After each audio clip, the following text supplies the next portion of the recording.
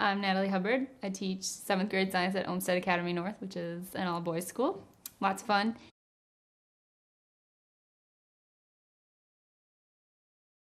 One of the biggest problems that I have encountered this year is, and they tell you this and they'll tell you this a million times when you take your classes at U of L, sweat the small stuff, but it's hard to figure out what the small stuff, what that really is.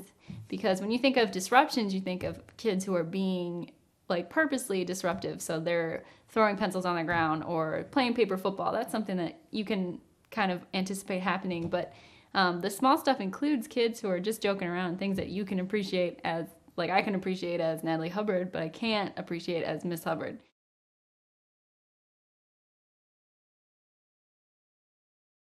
For example, I had a kid who, when we were reading aloud together as a class, thought it would be funny to read his part aloud as if he were the Don from The Godfather, which I thought was hilarious. But so I laughed at him because it was really funny.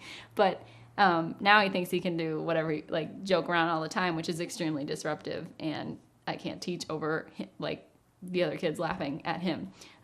So the way that I dealt with that is I sat him down and we had a conversation, and you know, it's been going, it still is a problem. You know, it's only October, but it's gotten a little better because I just explained to him, like, you know, I can appreciate you for who you are, but I got to do my job, so I need you to work for me and I'll work for you, but just let's try not to have too much fun in this class, only science related fun.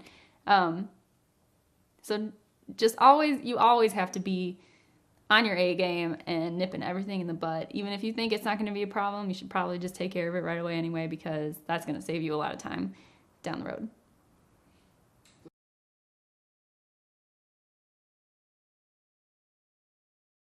One of the things that's going to be a problem when you first start teaching, and that is not going to be solved for a while, is figuring out what your style of teaching is, because especially coming in alternative certification, you've never been in front of a classroom before, and it really is a lot of acting. And Miss Hubbard is very different from Natalie Hubbard, who I am. And I remember the first day that I was in front of these kids, I was just thinking in my head, I can't believe some of the things I'm saying to them. It just sounds, that's what my other teacher said, so that's what I'll do it. But you kind of feel like it's an almost out of body experience. They're like, who is this person standing in front of these kids? And I don't really know who Miss Hubbard is still, and it's going to be different across different classes, and that's just something that you're going to have to you know, observe other teachers and pull things from other teachers that you like, and don't do things from like that you don't like about other teachers, not because what they're doing is wrong, but just because that's not you. Like, for example, I had kids that early on in the year said, Miss Hubbard, you're too nice, you need to yell at people more. So I said, okay, I'm going to start yelling at people. But I mean, look at me, I'm small and I have a small voice. Like, yelling doesn't work for me, and it's kind of weird when I started doing it, and it didn't work.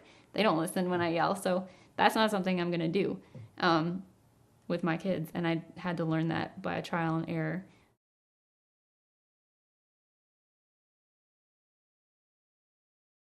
If Teach Kentucky or any sort of like alternative certification teaching route is something that you are really going to want to do, the best thing you can do to start developing your own style before you get in is go in and observe other classrooms.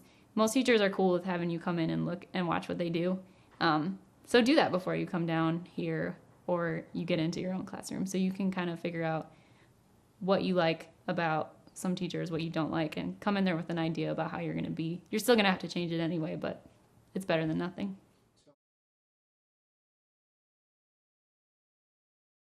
You don't just go into your first day of teaching. I mean, obviously, when you do alternative certification, you take classes at U of L, but you'll also have a couple of days of PD at your school. My school had a lot of PD because we have a lot of work to do at our school, but most schools will have at least a day or two of PD where you're just meeting with people on your team. If you're in middle school, you'll be team teaching, or other teachers, and that's the time to ask them, what do you do in your classroom? How do you deal with this? And at U of L, all of your professors are going to be former teachers, so you might want to ask them, what are things that I need to, what kinds of procedures am I going to need to have in class? Write down procedures, write down the things that you're going to need to have procedures for, and then ask your teachers at that school, because they'll know your kids better than your professors at U of L exactly what they do for those procedures.